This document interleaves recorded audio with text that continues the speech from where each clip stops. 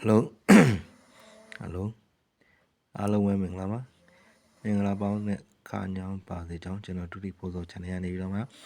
နှုတ်ခွန်းဆက်တာကာရပြုလိုက်ပါတယ်ကျွန်တော်တူတီပို့သော channel နဲ့ပတ်သက်ပြီးတော့မှ live stream လွှင့်လို့မရတော့ပါဘူးကျွန်တော်တို့ဟောနော်YouTube ရဲ့ policy အရတော့လည်းကောင်းပိတ်သိမ်းခံလိုက်ရတယ်မဟုတ်လို့ရှိရင်လည်းကျွန်တော်လွှင့်လို့မရအောင်ကျွန်တော် live stream လွှင့်လို့မရဘူးဆိုပေမဲ့ video file short video file ကိုတင်လို့ရတယ်ရတဲ့အတွက်ကြောင့်မလို့ကျွန်တော်အခုစူးစမ်းကြည့်ပြီးတော့မှ video ကိုကျွန်တော်တည်တဲ့ရိုက်တယ်ရိုက်ပြီးကမှကျွန်တော်လွှင့်ပေးဖို့အတွက်ကိုယူရတယ်အဲ့တော့ short video တင်လို့မှအဆင်ပြေဘူးဆိုလို့ရှိရင်ကျွန်တော် short video အနေနဲ့ကျွန်တော်ဒီတွက်ခွင်တွေကိုကျွန်တော်တက်ပုံရိုက်ပြီးတော့မှကျွန်တော်ရအောင်တင်ပေးမယ်တန်းနေဆုံးကျွန်တော်ရဲ့တင်ပြချက်တွေကချစ်ပရိသတ်ကြီးတွေအားလုံးတို့ကိုရည်ရွယ်ပါတယ်ကျွန်တော်ရဲ့လေးစားရပါတော့ချစ်ခင်ရပါတော့ချစ်ပရိသတ်အားလုံးတို့ကိုရည်ရွယ်တဲ့အတွက်ကြောင့်မလို့ကျွန်တော်တို့သေးချာလေးလာပြီးကြည့်ကြမယ်နော်အခုကတော့ကျွန်တော်တို့အချိန်တိုတိုလေးပဲရတဲ့အတွက်ကြောင့်မလို့စမ်းလွှင့်တယ်စမ်းပြီးတင်ကြည့်တဲ့သဘောမျိုးနေနဲ့ဖြစ်တဲ့အတွက်ကြောင့်မလို့ဗီဒီယိုကိုအရင်ရိုက်တယ်ရိုက်ပြီးရင်ကျွန်တော်တို့တင်မယ်အဲ့တော့ YouTube account အသစ်နဲ့ပတ်သက်ပြီးတော့မှကျွန်တော်ရှိမှာပို့လေးပြောလို့ရှိရင်တော့subscriber 50ပြည့်လို့ရှိရင် short video တင်လို့ရပြီလို့ပြောတယ်ဆိုပေမဲ့တကယ်တမ်းကျတော့ကျွန်တော်အဲ့ဟာနဲ့ပတ်သက်ပြီးတော့မှကျွန်တော်တို့ short video မှာ limit ပြည့်သွားပြီးကမှ live stream လုပ်လို့ရတာဖြစ်တဲ့အတွက်ကြောင့်မို့အချိန်ကန့်သတ်တော့ဆောင်းအောင်ပဲအဲ့တော့ဆောင်းအောင်နေရတဲ့အတိုင်းအတာတွေကိုကျွန်တော်တို့မနှစ်သက်ဘူးကျွန်တော်တို့ချစ်ပရိသတ်ကြီးတို့အတွက်ကိုတင်ပေးခြင်းတဲ့အတွက်ကြောင့်မို့ကျွန်တော်အခု video file ကိုပြုလုပ်ပြီးတော့မှတင်ပေးခြင်းဖြစ်ပါတယ်အဲ့အတွက်ကြောင့်မို့ဒါတွေကအထောက်အကူဖြစ်နိုင်ပါစေလို့ကျွန်တော်ရည်ရွယ်ပါတယ်အဲ့တော့ကျွန်တော် video file ဖြစ်တဲ့အတွက်ကြောင့်မို့တစ်ခါတည်း separate ထဲပဲကျွန်တော်ရှင်းပြသွားမယ်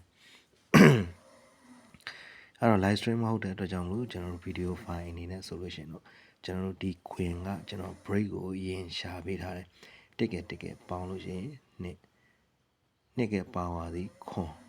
နှစ်ခွန်သည်ကျွန်တော်တို့ key အနေနဲ့ပါမယ်63သည်ကျွန်တော်တို့ကိုပေါင်းပါသည်4ဖြစ်တဲ့အတွက်ကြောင့်မလို့6 4သည် key အနေနဲ့ပါမယ်ပါတဲ့ key ကထိတ်တွေမှာယူရနေမယ်6က8ကပေါင်းလို့ရှိရင်ကျွန်တော်4ပါဝါသည်9 4 9ဖြစ်တဲ့ကြောင့်မလို့4သည်ထိတ်မှာတောင်းတစ်ကဲနှစ်ကဲပေါင်းတော့3ရဲ့ပါဝါသည်8 3 8သည်ထိတ်မှာနေမယ်လို့ပြောရင်8 3နော်ဆိုလိုတာ3မဟုတ်ရင်8သည်ထိတ်မှာနေမယ်အဲဒီအတွက်ကြောင့်မလို့ကျွန်တော်တို့ကထပ်ပြီးတော့မှနှစ်ကဲခွန်ရဲ့ပါနက်ခတ်သည်3ညဖြစ်တဲ့အတွက်ကြောင့်မလို့နှစ်ခွန်3ညသည် break ပါလို့ပြောတဲ့အတွက်ကြောင့်မလို့နှစ်ခွန်ပါသောနှစ်ခွန် break ကိုစော်မယ်6 4ပါသော6 4နှစ် break ကိုစော်မယ်4 9ပါသော4 9ပါတာတော့မှထိတ်စီးနော်4 9 6 4 9 6 4 9ပါသော4 9 6 break ကိုစော့မယ်ဒီမှာလဲ3 8ပါသောကျွန်တော်တို့3 8 1 break ကိုစော့တဲ့အခါမှာ4 9သည်ထိတ်6 4သည်ထိတ်2ခွန်သည်ထိတ်ဖြစ်တဲ့အတွက်ကြောင့်မလို့3 8သည်ထိတ်နေနဲ့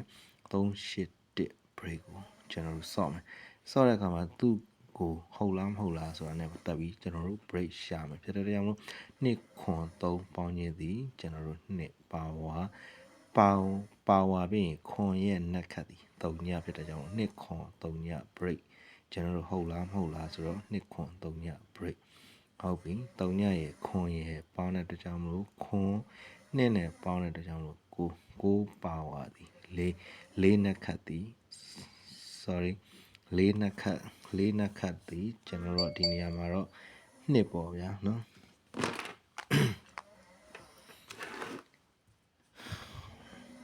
ပြမယ်ဆိုကမှအလွဲတွေဖြစ်နေ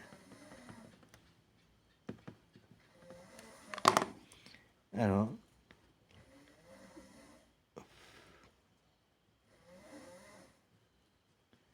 နှစ်4 9နှစ်1 6 9 break ဟုတ်ပြီဒါလည်း1 6 9 break အနေနဲ့ကျွန်တော်တို့စောင့်နှစ်ကပါဝါခွန်ရဲ့နက်ခတ်သည်3ညနှစ်ခွန်3ည break 9ရဲ့ပါဝါသည်4နက်ခတ်သည်နှစ်9 4နှစ် break တစ်ကပါဝါသည်6နက်ခတ်သည်9 1 6 9 break တစ်ကပါဝါသည်6နက်ခတ်သည်9 1 6 9 break အဲ့တော့ကျွန်တော်10နာရီလွှင့်မယ်လို့ပြောထားတဲ့အတွက်ကြောင့်မလို့အခုမှကျွန်တော်ရဲ့ video file ကြိုတင်ပြင်ဆင်နေတော့ရှိသေးတယ်ပေါ့နော် live မလွှင့်သေးလို့အတန်လေးထွက်နေတာဖြစ်ပါလိမ့်မယ်ခါကြလို့ရှိရင်ကျွန်တော်ရဲ့ live နဲ့ပတ်သက်ပြီး live လွှင့်မယ်လို့ပြောရတယ်ဆိုပေမဲ့ချိုးကလှည့်လည်ရှုထားတယ်အဲ့တော့နားမလဲတာပဲလားဒါမှမဟုတ်ဘယ်လိုလဲတော့မသိဘူးဒါမှမဟုတ်လို့ရှိရင်ပတ်ဝန်းကျင်အတိုင်းဝိုင်းကလက်တို့လို့ပါလာလို့လာတော့မပြောတတ်ဘူးကျွန်တော် YouTube မှာ video file လွှင့်မယ်ဆိုတာနဲ့ပတ်သက်ပြီးတော့မှတယောက်မှတချို့သောလူတွေက active မဖြစ်ကြဘူးမရှိကြဘူးအဲ့တော့ကျွန်တော်တို့ဆိုလိုတဲ့ရည်ရွယ်ချက်ပျောက်သွားလိမ့်မယ်38 key ပါတော့38သည်ထိတ်381 break ကိုအထောက်ပံ့ပေးနိုင်တာဒီ1 break တစ်ခုပဲရှိတယ်เนาะအဲ့တော့ဒီမှာဆိုရင်49 key ပါပြီ49ထိတ်ထားပြီ496 key break ဖြစ်နိုင်တဲ့ဟာဒီကျွန်တော်တို့က49ဆိုတဲ့အကြောင်းမို့ကျွန်တော်တို့496ဆိုတဲ့အကြောင်းမို့69 break ကိုပဲ cue ဆိုင်ရမှာเนาะအဲ့တော့ဒါကျွန်တော်ဒီမှာ video file ဖြစ်တဲ့အကြောင်းလို့ကျွန်တော်ခြုံပြောလိုက်တော့မယ်နောက်တစ်ခုကျွန်တော်တို့ဆက်သွားမယ်4ရဲ့3ညရဲ့ပေါင်းတော့4ပြီးရင် power 4ရဲ့နှစ်ခတ်သည်2 4 9နှစ်သည်တစ်လုံးပါမယ်အဲ့ဒါကိုအထောက်ပံ့ပေးနိုင်တာသည်9ရဲ့4ရဲ့ပေါင်းတော့9 2နဲ့3နဲ့ပေါင်းတော့2ခွန်4ဖြစ်တဲ့ကြောင့်လို့ကျွန်တော်တို့ယူရမှာသည်4ရဲ့2က4ရဲ့ကိုပဲယူပြီးကျွန်တော်တို့ထိုးရမယ်အဲ့တော့ကျွန်တော်ဆိုလိုတာဒီဘက်က break ရှာပြီးသွားပြီဒီဘက်က key ရှာပြီးတယ်အဲ့တော့ဒီ key ရရင် break နဲ့တွဲနိုင်ဖို့အတွက်ကိုကျွန်တော်တို့ရည်ရွယ်တာဖြစ်တယ်4ရဲ့3ညရဲ့ပေါင်းတော့4 power ဒီကိုနက်ခတ်ဒီ2 4 9နှစ်အဲ့တော့4 9နှစ်ဟုတ်လားမဟုတ်လားဆိုတော့8က4ရဲ့ပေါင်းတော့2 2ကပေါင်းတော့4 9နှစ်ဖြစ်တဲ့ကြောင့်မလို့သူက3လုံးစလုံးတူနေတယ်ဖြစ်တဲ့ကြောင့်မလို့3လုံးစလုံးယူပြီး break ကိုကျွန်တော်တို့တွဲမယ်1က6ကပေါင်းတော့ခွန် power ဒီ2နက်ခတ်ဒီ3ညခွန်2 3ည9 1 1ဒီလဲခွန်2 3ညဆိုတော့ခွန်2 3ညပါတော့ကဏ္ဍကိုကျွန်တော်တို့ယူထိုးမယ်ဟုတ်ပြီနော်အဲခွန်2 3ညပါမယ်ဒီဘက်က496 break ကျွန်တော်တို့တွဲဆော့မယ်492ပါမယ်942 break ယူဆော့မယ်4ရယ်2ကတူရကိုပဲကျွန်တော်တို့ယူမယ်2ခွန်3ည break ကိုဆော့မယ်ဒီမှာလဲ3ည5ခွန်လို့ပြောရတဲ့ကြောင့်မလို့3ညရယ်5ရယ်5ရယ်3ညရယ်ကီယူပြီးတော့မှ381 break ကိုဆော့မယ်ဖြစ်တဲ့ကြောင့်မလို့ဒီမှာတော့ကျွန်တော်တို့က38မှတ်ထားတယ်ဒီမှာ9 3ညသည်1ချိန်အဲ့တော့9 3ညနဲ့တွဲပြီးတော့မှ381 break ဖြစ်မဲ့နောက်ထပ်ကီတစ်လုံးကိုကျွန်တော်တို့ရှာမယ်3ရယ်8ကပေါင်းတော့1 5နဲ့ပေါင်းတော့6 9နဲ့ပေါင်းတော့3 3 5 8သည်တစ်လုံးခွန်3ည3ည8ဖြစ်တဲ့ကြောင့်မလို့9 3 3ညသည်တစ်လုံးခွန်3 3ည1ဆိုတော့1 8 6သည်တစ်လုံးဖြစ်တဲ့အတွက်ကြောင့်မလို့သူနဲ့တွဲလို့ရမယ်ခဏထွက်လာလိမ့်မယ်4နှစ်ကို1 8 6နဲ့တွဲမယ်နော်4နှစ်ကို186နဲ့တွဲမယ်ဒီမှာတော့4 9နှစ်ကိုကျွန်တော်တို့2 4ခွန်နဲ့တွဲမယ်ဆိုရင်5တလုံးလို့တယ်တော့ပေမဲ့ကျွန်တော်တို့က2 4ခွန်ပဲဖြစ်ဖြစ်4 9နှစ်ပဲဖြစ်ဖြစ်ကျွန်တော်တို့ယူဆော့ရမှာဒီ6 4နှစ် break ဖြစ်အောင်ကျွန်တော်တို့ဆော့ဖို့ပဲလို့တယ်အဲဒီအတွက်ကြောင့်မလို့ကျွန်တော်တို့ဆက်ကြည့်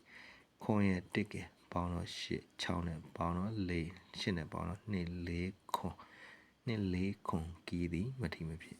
ခွန်3ညခွန်2ဆိုတော့6 9 1ကီးသည်မထီမဖြစ်ဖြစ်တဲ့ကြောင့်မို့ကျွန်တော်တို့381 break ဖြစ်အောင်3ည5နဲ့6 9 1နဲ့ကျွန်တော်တို့တွဲဆော့မယ်တွဲဆော့မယ်ဆိုလို့ရှိရင်လောလောဆယ်ရနိုင်တာဒီနှစ်ခုတွဲဆော့ခြင်းအပြင်ကျွန်တော်တို့381 break ဖြစ်နိုင်တာဆိုလို့ကျွန်တော်တို့3 break ဖြစ်နိုင်တယ်ဆိုရင်3 3ညပြီးရင်10 break ဖြစ်နိုင်တယ်ဆိုရင်နော်နှစ်ခုတွဲဆော့ရမယ်ဆိုတော့နှစ်ခုတွဲဆော့မှာဆိုတော့5 6 3 3ညမပါဘူး3ည5နဲ့ဆိုတော့ sorry 3ည5နဲ့ 6 9 1နဲ့တွဲဆော့ပြီးတော့မှကျွန်တော်တို့3 8 1 break လို့ပြောထားတဲ့အတွက်ကြောင့်မလို့6 5နဲ့3 1နဲ့နှစ်ကွက်ထဲပဲရှိမယ်နော်6 5နဲ့3 1နဲ့နှစ်ကွက်ပဲရှိမယ်3 8 1 break ဖြစ်တဲ့ကြောင့်လို့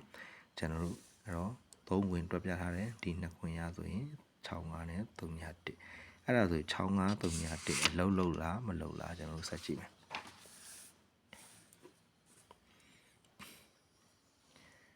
4ရယ်ခွန်ရယ်ပေါင်းရင်5နှစ်ခတ်သည်3 5 3ဖြစ်အောင်ကျွန်တော်တို့ပေါင်းအဲ့ဒီချိန်မှာ4ရယ်တစ်ကယ်ပေါင်းတော့5 3ညဖြစ်တဲ့ကြောင့်လို့5 3ညဖြစ်အောင်ပေါင်းမယ်ဆိုတော့ကျွန်တော်တို့2ရာစုလိုက်ရင်5ဖြစ်အောင်လုပ်မယ်5ဖြစ်အောင်လုပ်မယ်3ဖြစ်အောင်မလုပ်တော့ဘူး3ညဖြစ်အောင်မလုပ်တော့ဘူး5ဖြစ်အောင်လုပ်မယ်ဆိုတော့ကြောင့်လို့3ည3နှစ်ကယ်4ရယ်ပေါင်းတော့6ခွန်နဲ့ပေါင်းတော့3နှစ်ခတ်သည်5 3 5ဖြစ်အောင်လုပ်မယ်ဆိုတဲ့အတွက်ကြောင့်လို့ထိပ်စီးနှလုံးထွက်မယ်4ရယ်6ကယ်ပေါင်းတော့3ညပါဝါသည်5ဒီမှာတော့နက်ခတ်ဒီမှာတော့နက်ခတ်ဒီမှာတော့ပါဝါအဲ့တော့9နဲ့9နဲ့တူတဲ့အတွက်ကြောင့်မို့9ဖြစ်အောင်ပဲလုပ်မယ်4ရယ်1ကယ်ပေါင်းတော့9ခွန်နဲ့ပေါင်းတော့2နက်ခတ်သည်4 1ကယ်6ကယ်ပေါင်းတော့ခွန်ပါဝါသည်2အဲ့တော့ခွန်2ဖြစ်အောင်လုပ်မယ်2 4ဖြစ်အောင်လုပ်မယ်2ဖြစ်အောင်ပဲလုပ်မယ်ခွန်ရယ်1ကယ်4ရယ်ဆိုတဲ့အတွက်ကြောင့်မို့4ထိပ်စီအဲ့တော့အဲ့ဒီတိုင်းမှာ3ညရဲ့1ကယ်ပေါင်းတော့1နက်ခတ်သည်8 1 8သည်အပိတ်ထိုင်မယ်3ညရဲ့3ရယ်ပေါင်းတော့3နက်ခတ်သည်5 3 5သည်အပိတ်ထိုင်မယ်6ရယ်8ကယ်ပေါင်းတော့4နက်ခတ်သည်2 4နှစ်သည်အပိတ်ထိုင်မယ်အဲ့တော့ဆက်သွားမယ်4ရယ်3ရယ်ပေါင်းတော့ခွန်နဲ့ပေါင်းတော့4နက်ခတ်သည်2 3ရယ်1ကယ်ပေါင်းတော့4နက်ပါဝါသည်9ဖြစ်တဲ့ကြောင့်လို့4 9ဖြစ်အောင်လုပ်မယ်4နှစ်ဖြစ်အောင်လုပ်မယ်2ရာဆိုရင်4ဖြစ်အောင်လုပ်ဖြစ်တဲ့ကြောင့်လို့9 3ည5အဲ့တော့5ထိပ်စီကျွန်တော်တို့ရမယ်အရန်အားဖြင့်ဆိုလို့ရှိရင်ကျွန်တော်တို့နှစ်ဖြစ်အောင်လုပ်မယ်ဆိုရင်ကျွန်တော်တို့3ဝင်မယ်မဟုတ်လို့9ဖြစ်အောင်လုပ်မယ်ဆိုရင်ကျွန်တော်တို့3ညဝင်မယ်နော်အဲ့တော့5 3 3ညသည်ထိပ်စီဒီထဲမှာကျွန်တော်တို့4ဖြစ်အောင်လုပ်မယ်5နဲ့ခွန်နဲ့2နဲ့ပေါင်းတော့9နက်ခတ်သည်6 9 6သည်ဝင်မယ်1နက်ခတ်သည်8 8ကအပိတ်3နက်ခတ်သည်9 9ကအပိတ်4နက်ခတ်သည်2 2ကအပိတ်9နက်ခတ်သည်6 6ကအပိတ်ဖြစ်တဲ့ကြောင့်9 6 5 6လို့ပြောရင်အရှိမ6 5ပြထားပြီးသားဖြစ်တယ်ဖြစ်တဲ့ကြောင့်မို့သူ့ကို9 6ထိုးမယ်အဲ့တော့9 6 6 5ကျွန်တော်တို့နေရာလူနေတယ်ကျွန်တော်တို့ကြည့်မယ်3 5 3ည3ညဖြစ်တဲ့ကြောင့်မလို့5 1 3ည4သည်5 2နဲ့8နဲ့ပေါင်းတော့3ညနက်ခတ်သည်ခွန်2 3ည5သည်ခွန်4နဲ့3နဲ့3ညနဲ့ပေါင်းသည်ခွန်2 3နှစ်သည်ခွန်3ညနဲ့1နဲ့ပေါင်းလာသည်1နက်ခတ်သည်8 1နက်ခတ်8ဖြစ်တဲ့ကြောင့်လို့ပေါင်းခြင်းသည်3ည3ည8 4ရယ်2ကင်3ညရယ်ပေါင်းလာသည်6 3ည2 4ပေါင်းလာသည်6 9ရယ်3ရယ်ပေါင်းလာသည်2နက်ခတ်သည်4 9 3ည5သည်4 1ကယ်ပေါင်းတော့2 6နဲ့ပေါင်းတော့8 3 1 4သည်8ခွန်ရယ်8ကယ်ပေါင်းတော့5နက်ခတ်သည်3ဖြစ်တဲ့အတွက်ကြောင့်မလို့5 3ဖြစ်အောင်ခွန်6ဆိုတော့3နှစ်နဲ့ပေါင်းတော့5အဲ့တော့ဒီမှာတော့5ဝင်သွားတယ်4ဝင်တယ်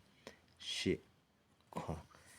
အဲ့တော့ဒီမှာ9ရယ်2ကယ်ပေါင်းတော့1နက်ခတ်သည်8 1 8ဖြစ်အောင်လုပ်ရမယ်ဆိုရင်9ရယ်ခွန်ရယ်ပေါင်းတော့6 1ဖြစ်ဖို့ဆိုရင်5အဲ့တော့ကျွန်တော်တို့6 5ပြီးရင်6နှစ်နော်ဒီလိုသွားမယ်အဲ့တော့ကြောင့်မလို့ကျွန်တော်တို့တစ်ပေါက်တည်း ထိုးမယ်ဆိုရင်65ပါအဲ့တော့ဒီနေ့ည live မရှိဘဲနဲ့ဗီဒီယိုကို live အဖြစ်တင်ရတယ်ဖြစ်တဲ့ကြောင့်မလို့အခုစမ်းတင်ခြင်းဖြစ်ပြီးတော့မှအဆင်ပြေတယ်ဆိုရင်နောက်ဒီလိုပုံစံမျိုးနဲ့တင်ဖို့အတွက်ကိုကျွန်တော်တို့နမူနာနဲ့နှစ်ဖြန်အဆင်ပြေပါစေလို့ရည်ရွယ်ပြီးကျွန်တော်ချစ်ပရိသတ်အားလုံးဆက်ဆက်ရအဆင်ပြေစေဖို့အတွက်ကိုညီကုန်းကံမှာအဆုံးသတ်ပြီးကျွန်တော်ရဲ့ဗီဒီယိုဖိုင်လေးကိုဒီညမှာရန်နာခွင့်ပေးပါအားလုံးကျေးဇူးတင်ပါတယ်